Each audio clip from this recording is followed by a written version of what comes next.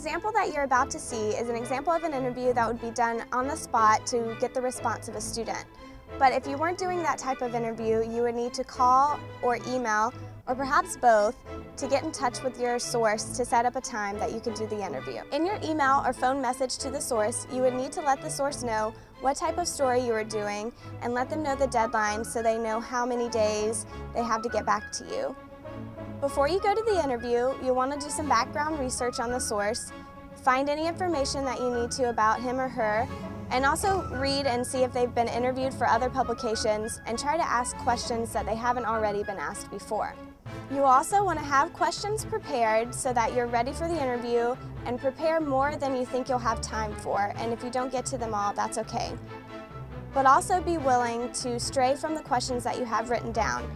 Sometimes in the course of a conversation, you'll think of a different question and it'll lead you in a different direction than you had thought of before.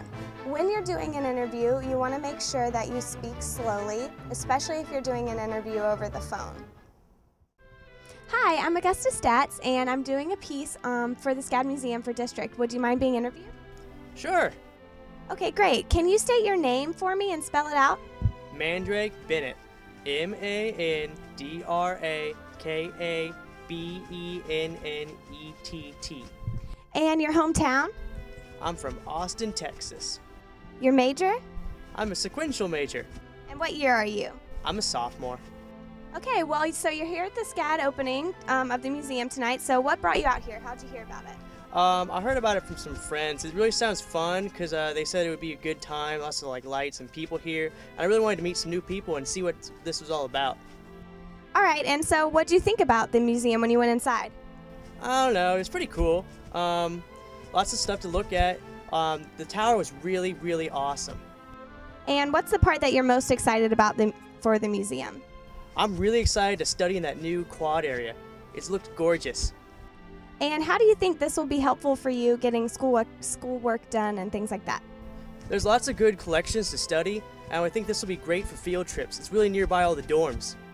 All right, great. Thank you so much for talking with me, and is there some way I could reach you in case I have any follow-up questions? Yeah, sure. My email is at mdrak20@scad.student.edu. All right, great. Thank you so much. You're welcome. So that was an example of an interview that you would do with a student to get a response of an event opening or something like that. And you'll notice that I asked the student for permission to, in this case, videotape the interview, but even if you were just recording, you'd ask for their permission. And you'll also notice that I asked them to state their name, major, hometown, and their year at SCAD, and I had them spell out their name. Another key point of the interview was that I asked them at the end if there was a way that I could contact them for follow-up questions, because that would be important if you failed to get part of the interview because you didn't take notes or your voice recorder failed, or you just thought of another question that you had to ask later. And after the interview, make sure that you always thank the source for speaking with you. And always be sure to ask if there's anything else the source would like to add at the end of the interview. Make sure in the interview that you don't ask yes or no questions because that will get you yes or no answers. And while you have to be conscious and taking notes the entire time, make sure that you still take part in the conversation. Don't be too busy looking down at your notepad the entire time. And I'm Augusta Stats, and I hope you enjoy the rest of the training session.